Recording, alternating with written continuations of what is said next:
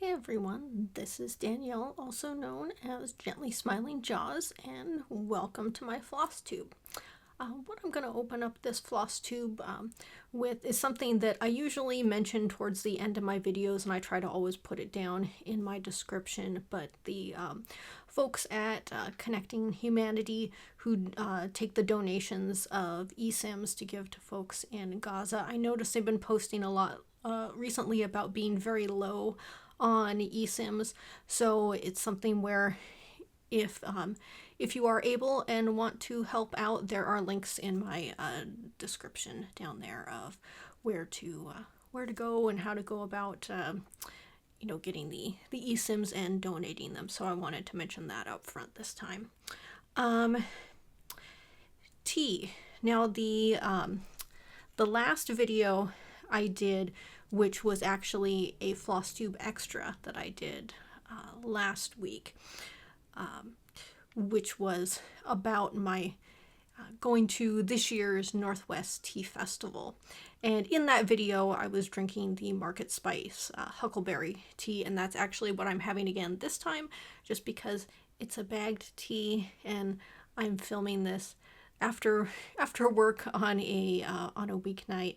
And although I prefer doing my loose leaf, in the interest of getting this video done, going with the huckleberry was what was going to work this time, and it is quite good. The other thing I wanted to give an update for as far as tea, and of course I forgot to grab it and bring it in, but the Wild Coast brew, when I did my my tea video, I had tried 2 of the teas that I had gotten from them. I had not had the Shadow at home, although that was the one I had tried a sample of at the tea festival. Now, the samples there, they had all made a note. They made a note that they added some level of sweetening to all the samples that they had. Normally, that's not something I add in to tea when I have it at home. So when I brewed up the Shadow here at home, I still quite liked it. So out of the 3 I got, there was 2 that I ended up quite liking. One of them that may not be for me, but I'm going to give it another chance. So I thought that was 2 out of 3 is not bad. And then I have also last night, in fact, from when I'm filming this, I kind of broke into my cake of the white tea, the No Escape tea from Crimson Lotus. So I've started, kind of slowly working my way on that. And with a tea like that in a cake, I figure it takes a number of sessions of me, drinking it and kind of, figuring out the tea and what I like and don't like. So yeah, I've started on that one a little bit. Let's see here. So my last Flosstube, I didn't have much to show, and it was a very short video. This video is going to be probably a longer video, but there's not going to be too much of it that is stitching, and I'll get into that. Oh, and the other thing is, because we're in October, I'm bringing out the October sweater again. These earrings that I got, I don't know, last year or something, they are way too big for any earring that I would normally wear, but they're fun, and putting them on for a little bit for a video, I can get some use out of them, and they're pretty fun. So that's getting the Halloween out there. So the stitching that I have done since my last video was all on one project, and it was the Plants and Petrichor SAL, and it was catching up on that. And again, as I'm still figuring out my lighting here for this time of year, got the segments that have come out since I did my last filming were kind of up here with the little plants and the incense, and then down here with the pillow and blanket and the cat. And in total, let me see here. Did I make a note? I think 9 945 stitches. So I got, you know, a chunk of stitching done. Normally I would get more than that done. But as of filming, I am now caught up on this because each week there's not, you know, it's not a super heavy amount of stitching that needs to be done, but I had fallen behind and I wanted to make sure I caught up. So by the time this gets posted, the next section will have come out, and so then I'll have to get that done as well. And oh, the other thing, so when I sat down to stitch on this, when I got to the blanket down here, when stitching this bench, you know, to set everything up, stitch that part of the bench, and then there was a gap, and then there's this. I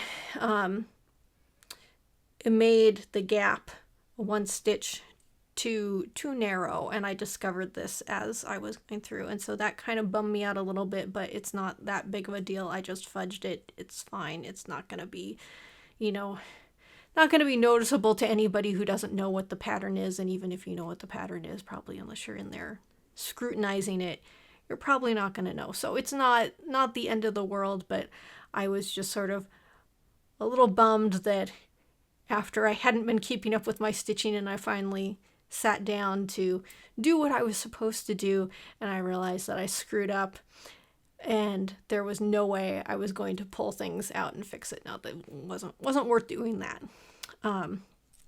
But it's all worked out.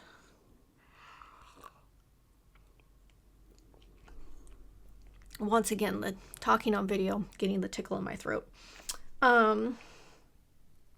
Let's see here. But overall, I'm happy with how this is turning out. I'm looking forward to seeing what parts we're going to get in the coming weeks. And that's all the stitching that I've done. In addition to being behind on stitching, I am also behind on watching Flosstube. There's, you know, some folks that I try and watch on a regular basis, or, you know, watch the videos as they come up, and I'm trying to catch up, but I've gotten behind, and we'll get to that. But that's my progress since last time. Obviously there's a lot that I want to do, but it's, as I get into the videos talking about how I figure out sort of what my priorities are and making choices on what I want to work on so that everything that I'm working on stays fun, because I don't want my cross stitching to fall as much on the wayside as it has been. But I'm someone who likes to dabble in a lot of hobbies, and this cross stitch for the last couple years, I've been, you know, kind of pretty focused on that. And now that other interests have started to rear their head a bit again, now I've got the shiny new thing, and need to make sure that I'm not going so far down one rabbit hole that I forget about what I've been working on, but wanting to make sure everything stays fun and doesn't feel like a chore. So if the cross stitching is all you're here for, unfortunately, that's the end of the cross stitching portion. So feel free to come back in a couple weeks, and hopefully I will have some more cross stitching to share with you. Now, what has gotten me distracted is that I have been successful in getting back into reading, or in my case, it's mostly been via audiobook. And I was doing it via audiobook specifically so it would be something where I could be cross-stitching while, you know, listening to an audiobook, you know, or things like that. And I feel like in the last, you know, couple months, I have read or listened to more books than I have in the last several years. And I'll talk about the ones that I've gone through since, you know, the last video, but there's a variety of links. Some are longer, some are very short. And for me, I'm not setting any sort of goal as far as like number of books. I know many years ago people were doing things like the 50 book challenge, and I think I tried to do that once or twice, and even then, my reading speed, I was not going through books quickly enough to get anywhere near 50 books in a year. And the times that I've lost interest in reading have been when I've had to do the reading as part of, college or a course or things like that. So anytime the reading becomes, you have to do it, then it's no longer fun for me. So I very much want to make sure that I'm not pressuring myself to read. I only want to read what I'm enjoying, and I want to keep having fun while I'm doing it. And I've also gotten distracted by doing reading journal stuff, which is, again, I don't want that to become a chore, but for the moment, it's got me excited about reading again, and that's what I want. I just want to be excited about reading and going through books at a pace that is enjoyable to me. And I also want to make sure that I am not, that I'm still finding time for my cross stitch as well. So right now I've sort of have the shiny new thing excitement and need to work out how to balance these various things that I'm doing.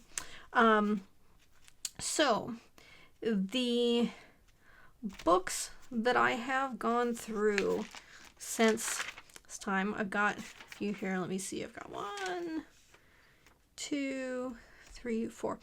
Four books. Some of them are quite short. But the first one, and I will say that I've been trying to kind of put on hold with the library books that are sort of the dark academia theme, because I do really like The Secret History, and it's a book I've liked for a long time, and as I have looked on like YouTube, I realized that so many people like the Secret History. So it's a whole thing, which I had not realized until recently. But so I am trying to kind of go through some of the newer to me books that have come out that are supposed to be sort of in that vein. So in trying to go through those, and I'm, at least currently, all of my books are either things that I already own and or I can get from my library. I'm trying not to spend any money on books, at least for now. I've got enough money spent on cross stitch, and other things. So the books themselves, maybe if I find a book that I really like, then I would want to get either the ebook or a physical copy.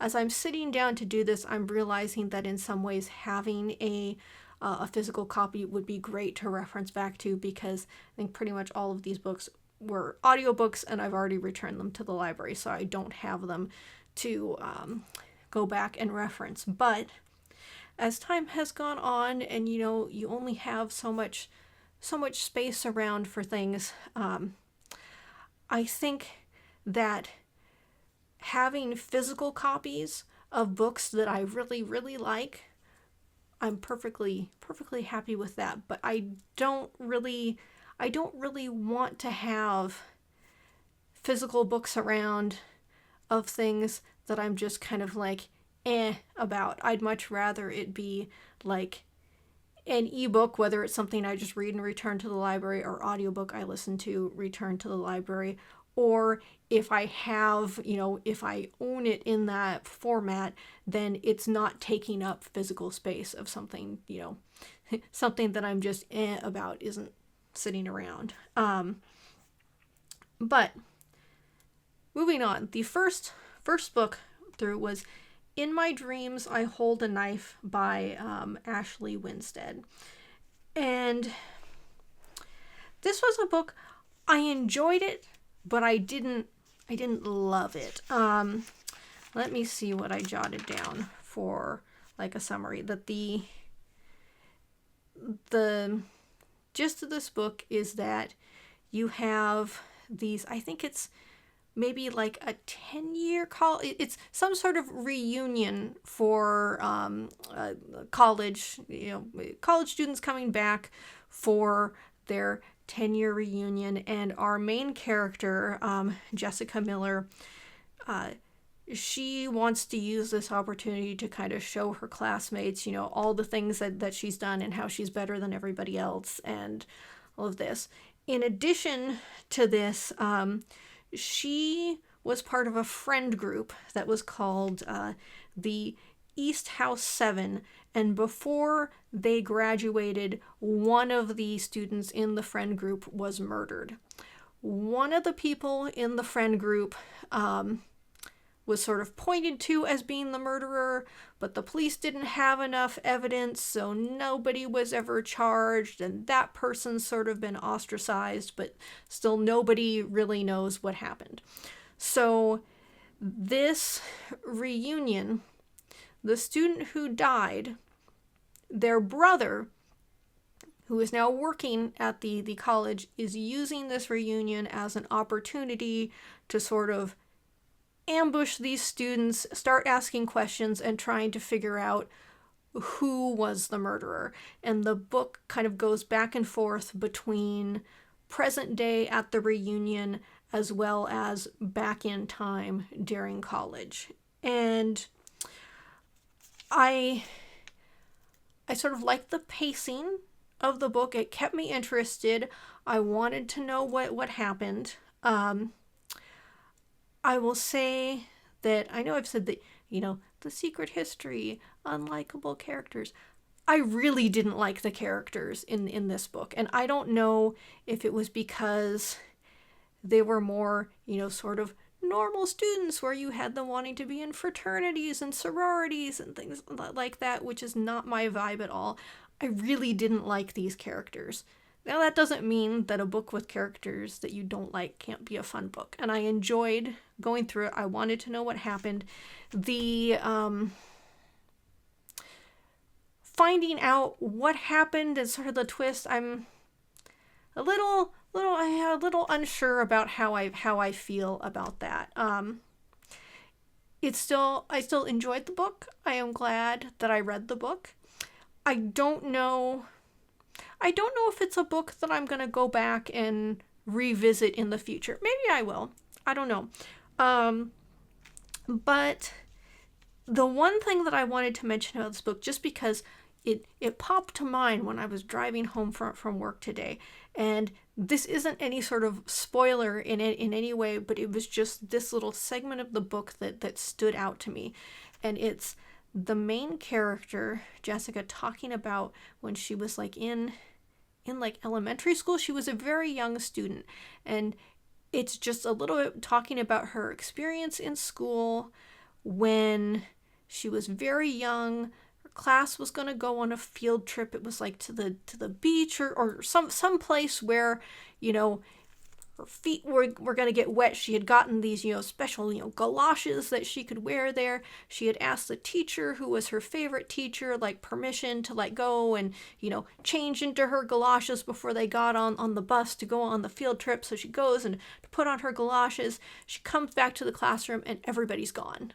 They've left before she has come back. And once she realizes that they're really gone and not coming back, she goes to the school office and she just sits there in the office all day because that's all that, she can do because they're gone. And then when they come back, her teacher comes back into the office and is saying to the gal there, "Oh, you're right. I am missing as a student, but I can't figure out who it is." And I was like, it's Jessica Miller. She's sitting over there. And the teacher's sort of like, "Oh, there's so many Jessicas. It's so hard to keep track of them all." And then she is just absolutely crushed as a young child because here it is, her favorite teacher leaves her behind on a field trip and doesn't even notice that she's gone. And that just little thing, that was just sort of heartbreaking to read. And it doesn't really have any no real spoilers there for any part of the plot, but that was just some little part of the book that stood out to me. So yeah, I thought it was an interesting read, and I'm glad that I read it. The next book was a very short book. I think the audiobook was only like 4.5 hours long, and I came across this book because I went on to like the New York Times and I was looking at their articles about new books, and this book was like mentioned, and so I'm looking at this article and I go on Libby and I do a search and I find that my library has the audiobook, and there was like one copy that was available because it had like just come out. They had a few copies. People had borrowed them except for there was still one left, so I grabbed it because I figured 4.5 hours, I can get through that, in no time. It took me actually a couple days to go through that book because it was very strange. Reading that article, the premise that kind of wrote me into wanting to read it is that it was a book about sort of a future where the justice system has changed from our current one. You still have a jury, but the jury is a single person. Like, you have these potential jurors, they go through this process, they whittle them down.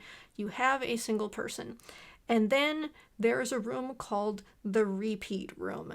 And you have the accused in there, and then there's some process, some machinery, mechanism stuff where this juror sees, like, they sort of like see things as the accused. And by, sort of seeing things through their eyes, they decide, what the verdict is for this person, whether they're to be executed or whether they are allowed to live. And so that sounded interesting. And so the first part of the book is you're following character as they go through the process of becoming a juror and going through that process. The second half of the book is you're then getting the story of the accused person. And it's obviously not very long. The writing style is very different from anything that I have read, and I'm not necessarily that well read. It was a lot of very like kind of short clipped sentences at the beginning, and that the process of following the juror, it's all very odd. It's sort of, I don't know, sort of had this almost post-apocalyptic kind of feel to it. It was weird. And then when you get to seeing things from the accused perspective, I wasn't really prepared for this. It was very weird. It was sort of like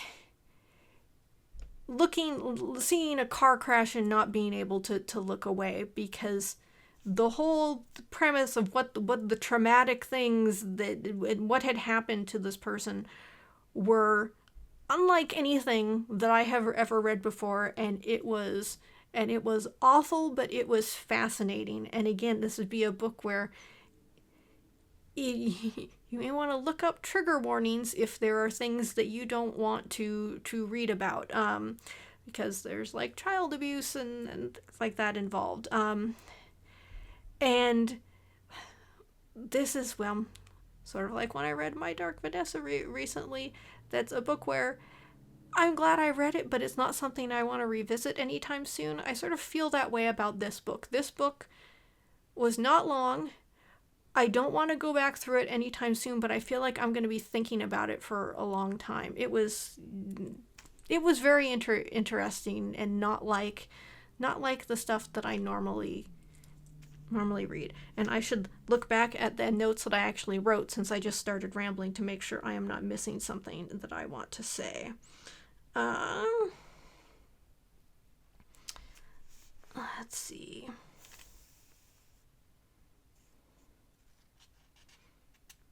Oh, the other thing I was going to say is that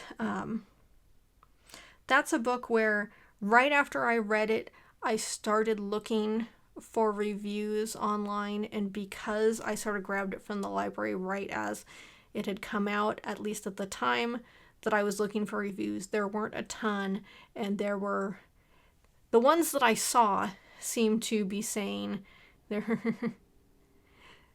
this is horrible, awful, I don't want to read anything like it again, or, you know, this was interesting, but be prepared for what you're going into. And as more time has passed, I'll be curious to do some more looking to see what other people have to say, because I'm just curious about that.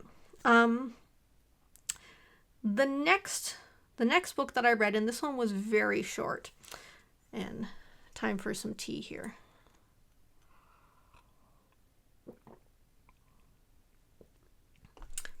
This book I found completely by accident. I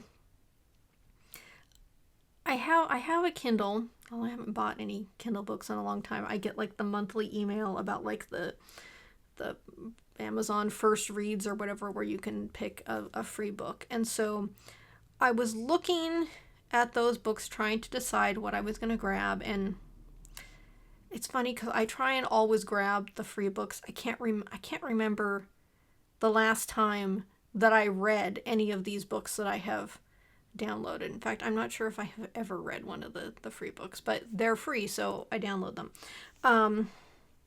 One of the potential ones, I was looking at it, I was looking on information on the author, and then it led me to like something about books that they mentioned or things that had stood out to them. And this book, and that was how I found this book that I read. The book was called A One-Woman Show by Christine Colson. And it sounded interesting. The premise is that it's the story of a woman's life, but told through the little labels that are on pieces of art in an art gallery. And I guess the author is somebody who I think worked for the Metropolitan Museum of Art for many years, writing for them. And so somebody who obviously knows how to write these labels, and I guess there's all these rules that have to be followed about, you know, kind of the standard way you do them. And so she was using those that framework to tell the story of a woman's life. And you know, because of the whole format, I think this book was only like, the audiobook was like an hour and a half listened to. It was very short, but because of the style, since it was the whole museum label thing, I grabbed the audiobook, but my library had both the audiobook and the ebook available, so I grabbed them both. And basically I just sort of sat down, listened to the audiobook, followed along in the ebook so I could see the formatting, and it was a nice way to spend an hour and a half or so. It was fun. I'm glad I was able to get it from the library, because this is, with it being so short, I don't know that this is the sort of book that I don't feel a need to like add it to my collection. I don't know that I want to run out and spend, you know, a bunch of money on it, but doing it this way from the library, it was a lot of fun. So if you have a short amount of time and have any interest in you know, this sort of thing, I would recommend it. It was fun. And the last book on my list, and to decide how much I'm gonna go into this. So the last book was The Maidens by Alex Michaelides. I'm not exactly sure on the pronunciation, and I did not look it up before starting this video.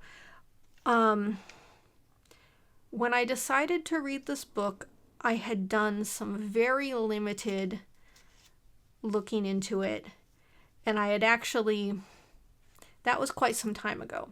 I'd sort of had it on my hold list with the library, and I had seen that people had kind of had mixed reviews on it, and I decided that the subject matter and stuff was such that it's like, this seems it should be right up my alley. Who cares what other people have said? I wanted to read it for myself. And so decided I was going to read it. And in fact, until I started going through it, I had sort of forgotten the whole mixed reviews thing.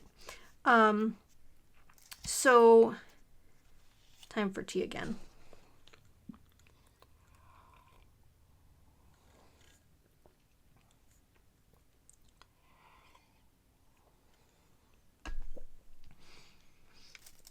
So the gist of this book is we have our main character, Mariana. She is a group therapist. She has been through a lot of tragedy in her personal life. She is grieving a lot. Right up front, we're told that within like the last year or so, her husband, whom she loved very much, has had an accident and passed away. We also find out she has had other family members pass away. And so, in fact, the one sort of relative that she seems to have left who, she is close to is her niece Zoe, who, because of the aforementioned tragedies, is basically an adoptive daughter to her. And Zoe is at college in Cambridge. This takes place in England. And so her niece is going to school at Cambridge, which is where Mariana also went to school and where she met her husband. So her niece is there, and Mariana has her own history there.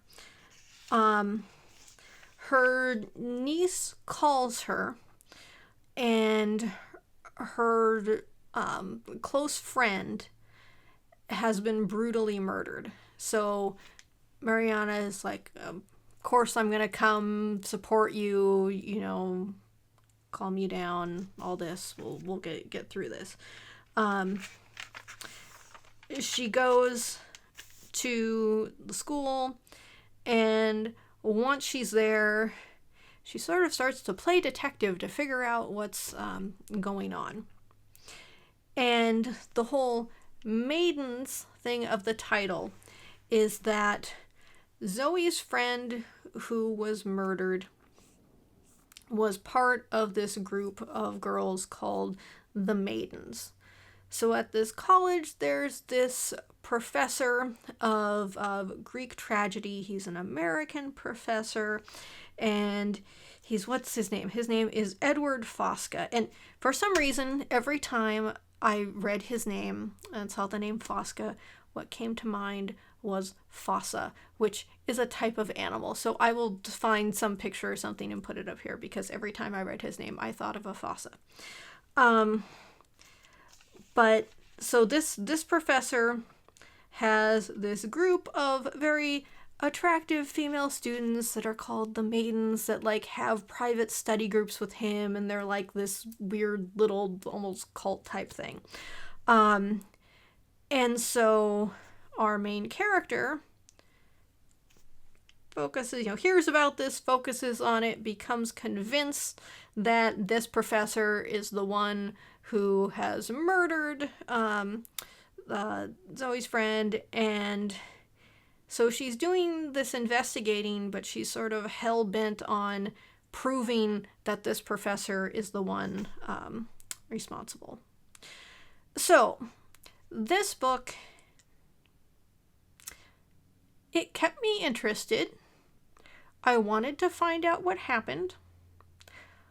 I was suspending my disbelief because our main character, who is not any sort of detective and describes herself, at least when she was in school, as being kind of very shy and timid and bookish and not having a lot of friends and not, feeling like she was very pretty.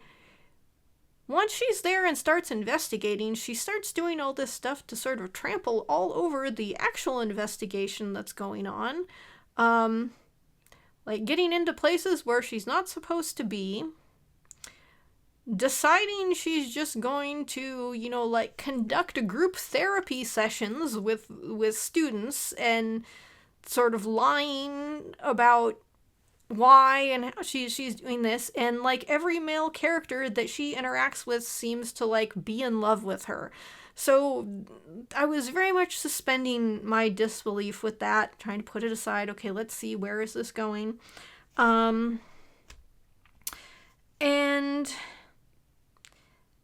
we didn't get, the whole Maidens portion of the thing and all that. It's sort of we find out some about it, but you're finding out about all this stuff as through our main character, who is not a current student and not a detective. And so I felt like I wasn't getting the story that I wanted, because we weren't coming at it from the angle where that information could be given to me. And then there was the twist. And again, I don't want to do big, spoilers here, but I didn't like it. I really didn't like it. And as I've also looked at, other people's reviews since I read it, and I think I agree with the people who said that I feel like, she's not a detective trying to do all these detective things, and with everything that goes on and how she doesn't, although she's a therapist, it seems like she's not a very good one because of how all this stuff plays out. And so that was frustrating to me. And I know that this author, I think this book was his second novel. I think his first novel was called The Silent Patient, which I have not read. It sounds like that book has much higher reviews. I think that's one I would be willing to go back and check out this book, even though I had so many problems with this book. I'm willing to give that one a try, although perhaps not right away. I think I need some distance from this before I can go back and give this a try. I guess I'm still glad that I read it. But what I would really like, I liked the idea of this book far more than I liked the book itself. And I feel like you take the elements that were supposed to be in this book, stick them in a jar, shake them up, give them to another author, and hopefully they would write a book that I would like much more than the one that this one was. But what are you going to do? I would say that out of the books that I have read, and I think at this point, I think maybe for the year, I am now at like 12 books, although, many of those books were very short. But out of those 12, this is the first one where I was really like, really? So, maybe that's not... Overall, I have had a pretty positive experience with the books that I have read so far. But yeah, that one annoyed me. But I am willing to give the author another chance. And I think he also has another more recent book that has come out. I don't remember what that one's supposed to be about. Figure at some point I'll go back, I'll give The Silent Patient a try, and then decide whether or not I give him any more chances on reading stuff. Tea break again.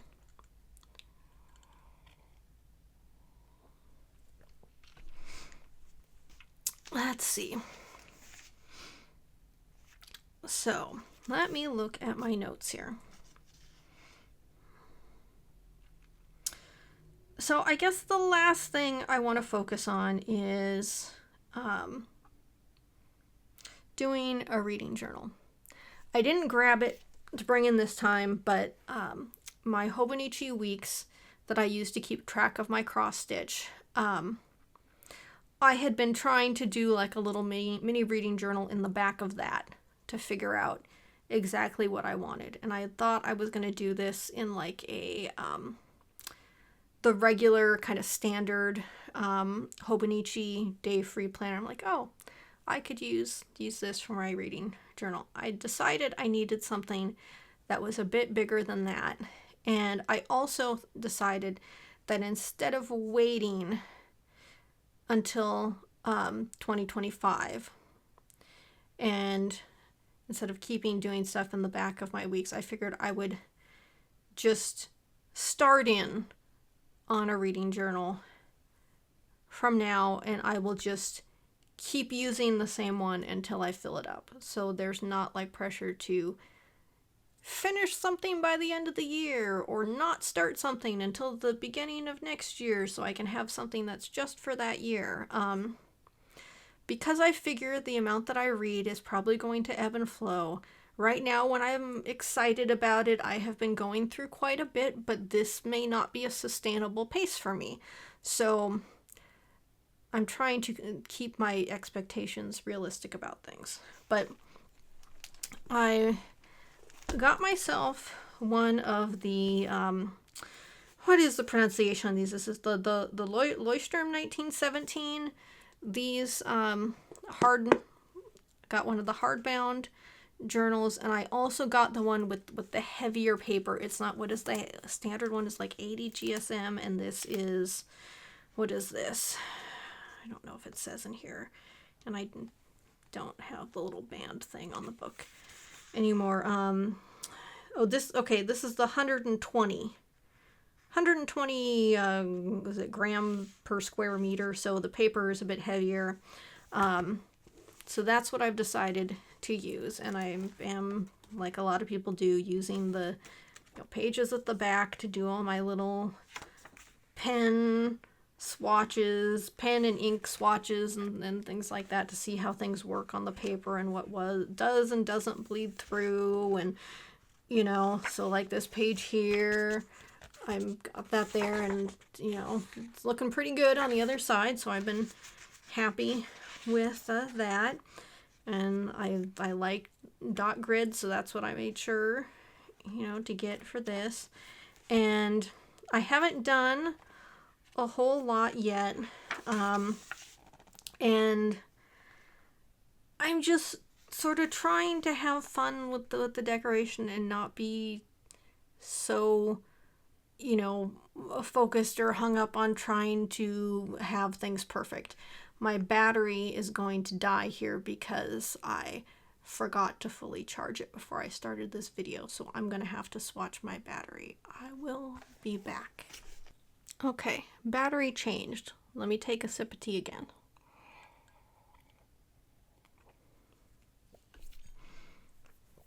Okay, so for this reading journal, I picked up some new things like washi tape. Obviously the journal is new, and I also dug back through various supplies I have had around for years and years, like rubber stamps, and I got a couple new small little stamp pads because all the ink that I had previously is now dried up because I haven't done anything with those stamps for years, but I'm very glad that I have them because can use them for something like this. And I feel like that's how my crafting and artsy stuff goes, is that I'll work on something that sort of becomes my focus. I spend a lot of time on it, and then at some point it's like, I've kind of reached the limit of what I want to do with that for now. But I don't get rid of my stuff because I know that at some point in the future, I'll be like, oh yeah, I have that. Let me dig it back out and use it.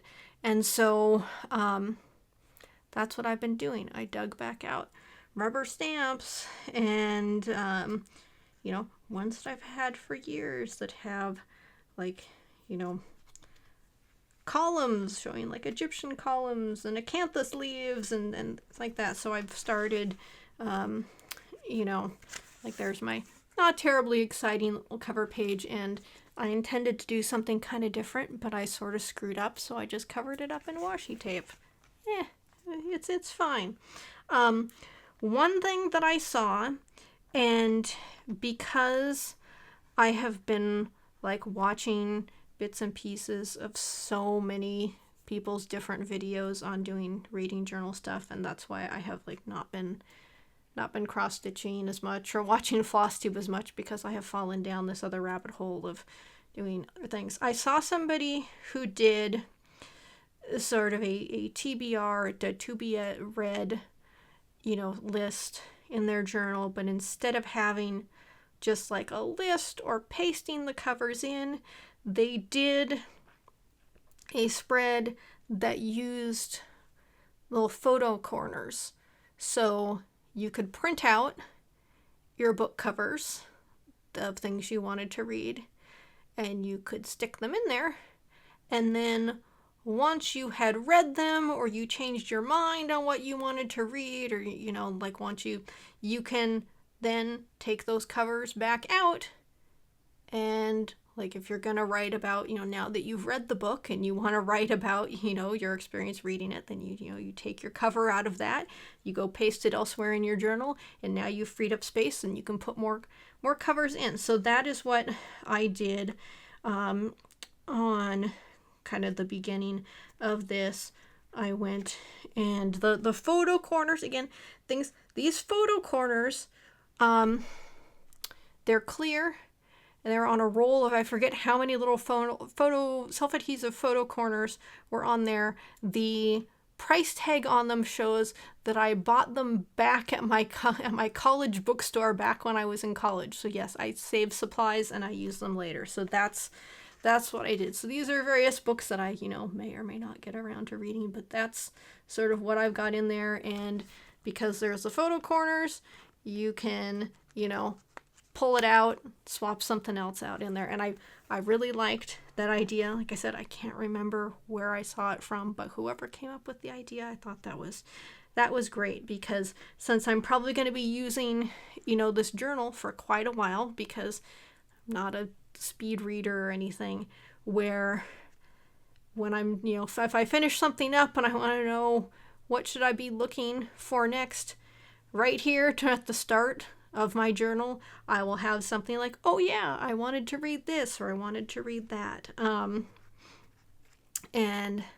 some of these, there's, when I was doing my look through the New York Times mentioned things, there was another short book that I forget exactly how long this audiobook is. I know it's short, and I have it on hold. I'm waiting for to be able to get it, and it's by an Icelandic author, where I'm not going to try and pronounce the name because I have not listened to the pronunciation and I'm sure I'm going to screw it up, but it's called The Night Guest, and it sounded intriguing because it's about a woman who I think has like not been feeling well.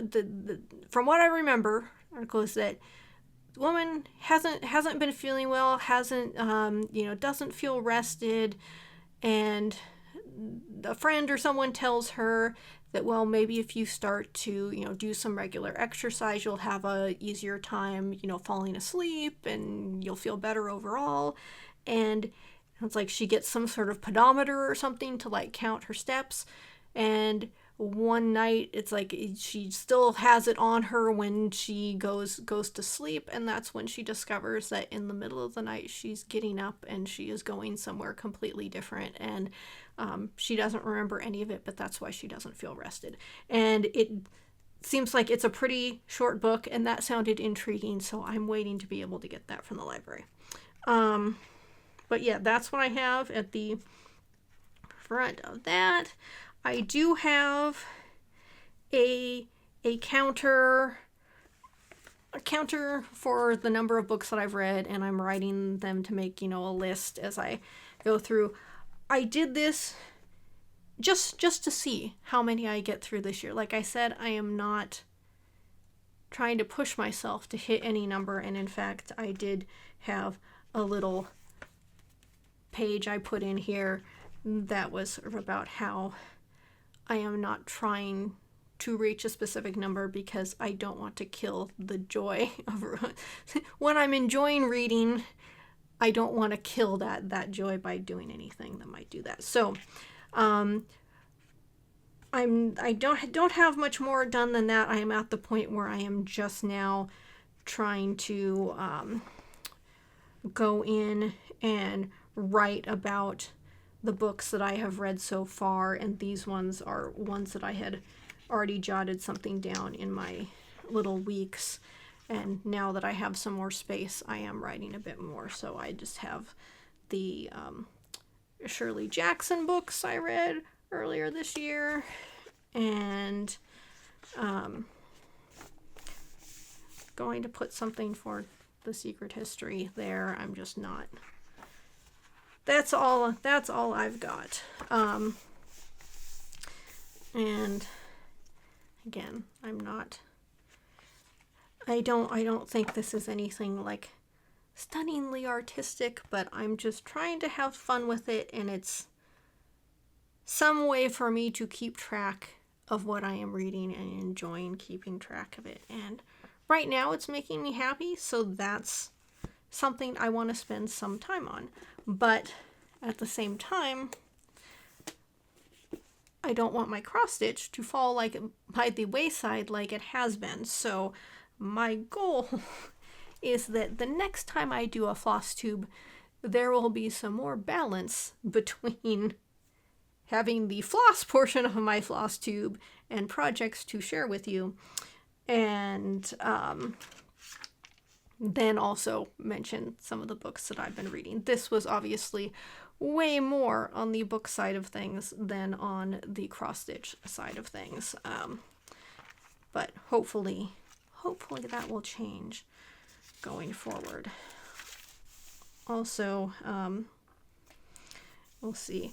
I don't know when this will happen. I don't know whether I'm ready to dive in enough to have and to use it for this next video, but because in my previous job I used the Adobe Creative Suite a lot for my job, so I am, although now it's been some time since I have used them regularly for anything, but I used to use Photoshop and Illustrator on a regular basis for my job.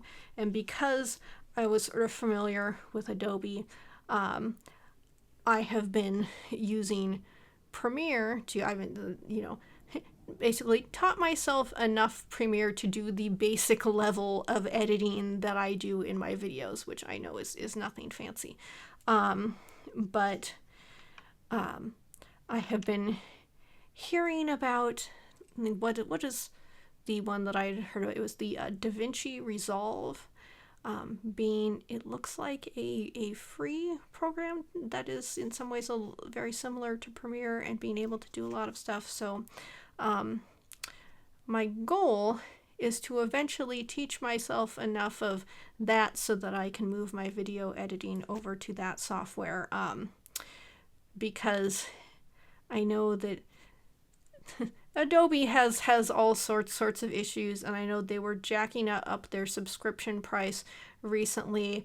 I basically went in to cancel my subscription knowing that they would probably give me a lower price if I tried to cancel, and that's what happened. So I think I am currently, have another sort of year worth of subscription to go to, but once that year is up, I would like to be at a point where I can just cancel my Adobe and be done with it and be comfortable enough with other software to use that going forward. But we'll see. That's something else to tackle eventually. So thank you for being here. Thank you if you watched all the way through this video when it's a Flosstube that was very, very light on the floss this time around. And hopefully you will be back in 2 weeks where, fingers crossed, I will have more floss to show you than this time around. So again, see you in 2 weeks. Enjoy spooky season until then, and I will be back eventually. All right. Bye.